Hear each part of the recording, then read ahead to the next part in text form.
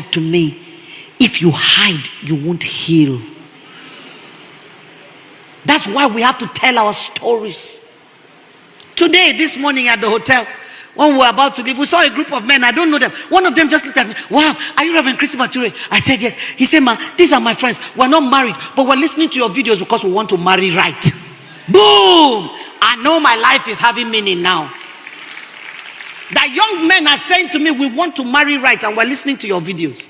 We must tell our stories. Stop hiding. And then God said to me, it's not your shame. You are not the one that committed adultery. It is not your shame. Stop carrying somebody's shame and making it your own. If you are living, it's not your shame. That is if you are not the one that is looking for trouble. Because some of us are the problem. But because men are the bigger problem, we hide under that and we commit atrocities. Like the woman who came to me. He beat me. He beat me. He beat me. Because they know that once they say he beat me, I'm going to go and fight. So I sent for the husband. Look at how distinguished you look. How can you beat your wife? He said, ma, is that all she told you? I said, yes. He said, am I allowed to speak? I said, yes.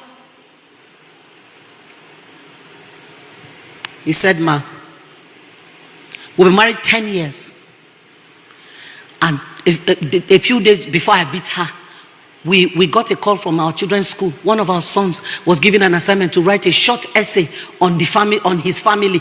And he wrote a very short essay, one sentence. In my family, my mother beats my father. She has been beating the man for 10 years. Not because he's weak. Listen to this. The man made a vow before he married. I will never lift my hand on my wife.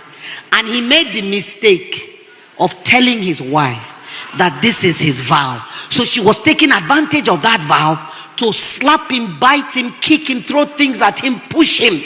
And the children were watching. So the man said to the wife, all the good things happening in our family, our children can't see it. Because of this one thing. This is not the good image or a good image of family. He said, don't hit me again. If anything happens between the two of us, speak like I do to you. Do not hit me again. The day you hit me again, I will beat you. I don't know that she thought he was joking or old habits die hard. The next time something happened, she slapped him. He gently steered her to the bedroom because he didn't want his children to see. Then he beat her in places that she cannot show anybody unless she will naked herself. I said to him, sir, you are a very smart man. I like you. I told him to go out and he went out. And I said to her, is it true? You've been hitting him for 10 years and you can't take it once? You can't take a dose of your own medicine that you have doled out continuously for 10 years? How dare you come to me and accuse him of what you are more guilty of? I called the man back. I said, Oga, even when she's not guilty, please let me beat her. They knew I was joking. They were laughing. But sometimes we are the problem and we have to be brutally self-honest and say to ourselves, I am the problem. But that's not who I'm talking to today. I'm talking about the good women, the honest women, the faithful women, the laboring women, the loving women who stay with monsters like Beauty and the Beast. Those are the ones I'm talking to. If you have to leave, leave. Because now only person where they are alive, now they marry. Oh, I got a message from a lady. What she describes for me is death. And she's asking me, please pray, ma. I say, pray for what? What am I praying for? That you should remain there and these things will continue. This is not a man that is willing to do anything about the problem and you want to still stay. What is this thing about marriage? How come it is more valuable to us than Christ? How have we elevated marriage to an idol? We have become idolaters.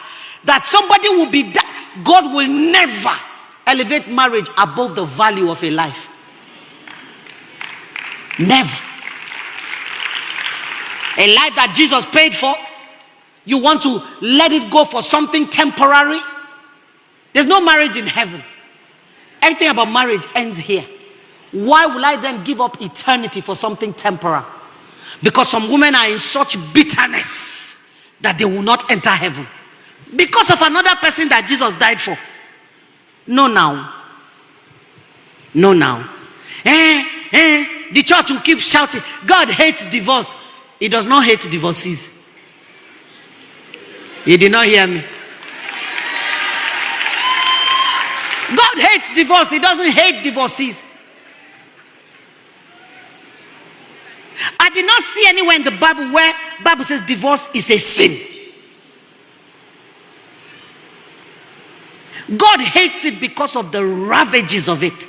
How it tears a human being, or it tears human beings that were already bonded like with super glue. The pain of breaking away, the scars on the person, on the family, on the children, on the institution. That's why God hates it. But listen to this. God was speaking in the Old Testament. He said to the men who like to put their wives away, even if she's a concubine and you want to send her away, you cannot send her away empty. God was concerned about a concubine man, not even concubine, slave wife. You can't send a slave wife away with nothing. And you that you were married in church, in court, in the tradition, in I don't care what, they push you out with nothing because you sat down with nothing. So Auntie Aoshika, you people need to write workshop and courses on how to help women value themselves. Place a value. Because of where you are operating from, you are believable. Because you are a woman like them. Like you said, the people on the wall were human beings. But a woman who has entered places that are considered sacred for men will speak and women will listen. Ma, you need to place a value on yourself. When you go to normal markets, Obalende, you want to buy tomato and you say, how much is this tomato? And the woman says 2,000. You say, ma, won't you sell it for 1,000 naira? She say, why are you pricing me small? You people haggle back and forth. If you go to ShopRite, they have put the tomato inside package and they put 6,000 on it. Do you stand there and start saying, can't you people reduce it? Do you do that? If you don't have 6,000, what do? Keep moving. Place a price on yourself. Only those who can afford it will come close.